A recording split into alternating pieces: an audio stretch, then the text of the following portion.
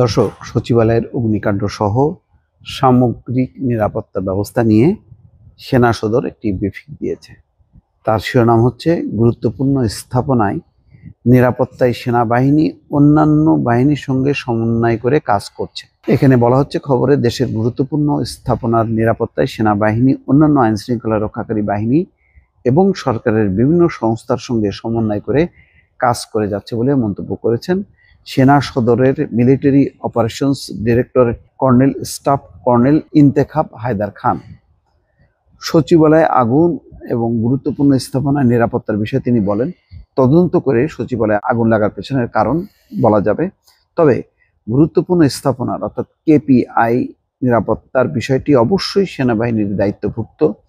যখন সেনাবাহিনী মোতায়েন হয়েছে তখন থেকে প্রতিটি আইন শৃঙ্খলা রক্ষাকারী বাহিনী ও কেপিআই সংশ্লিষ্ট ব্যক্তিদের সঙ্গে সমন্বয় করে প্রতিটি হুমকি পর্যালোচনা করা হয় এবং সেই অনুযায়ী ব্যবস্থা গ্রহণ করা হয়।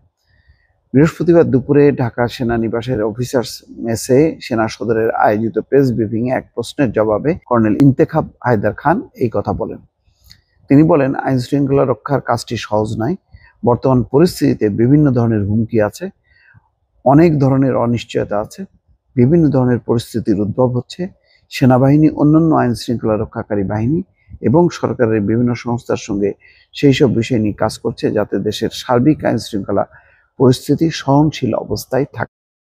কর্নেল ইন্তেখাব হায়দার বলছেন, সেনাবাহিনী মোতায়েন হয়েছে সরকারের সিদ্ধান্তে। সরকারের সিদ্ধান্তেই সেনাবাহিনী প্রত্যাহার করা হবে। কতদিন দায়িত্ব পালন করবে সেই সিদ্ধান্ত সরকারই নেবে।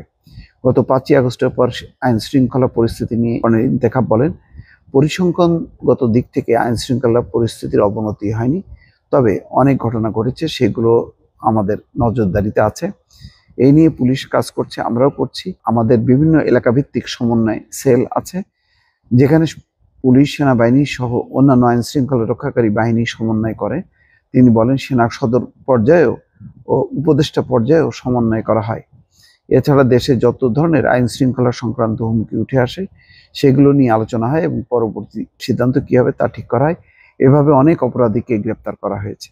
চাঁদাবাজির বিষয়ে এক প্রশ্নের জবাবে বলেন, সুনির্দিষ্ট অভিযোগ এলে অবশ্যই প্রতিটি ঘটনা খতিয়ে দেখা হবে এবং সেই অনুযায়ী ব্যবস্থা নেওয়া হবে।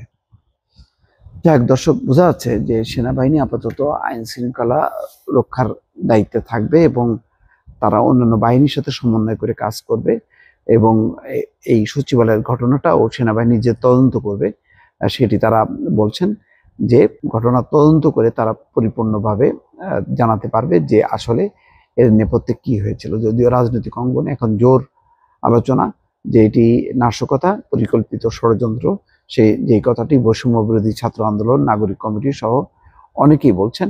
এখনো পর্যন্ত সেনাবাহিনী বা সরকারি পর্যায় থেকে পরিষ্কার কিছু বলা হয়নি। তদন্ত কমিটি করা হয়েছে, সেই কমিটি রিপোর্টের ভিত্তিতে বোঝা যাবে যে শেষ পর্যন্ত সচিবালয়ের এই ঘটনাটা গভীরতা কতটুকু। দর্শক, ভালো থাকবেন। আল্লাহ হাফেজ।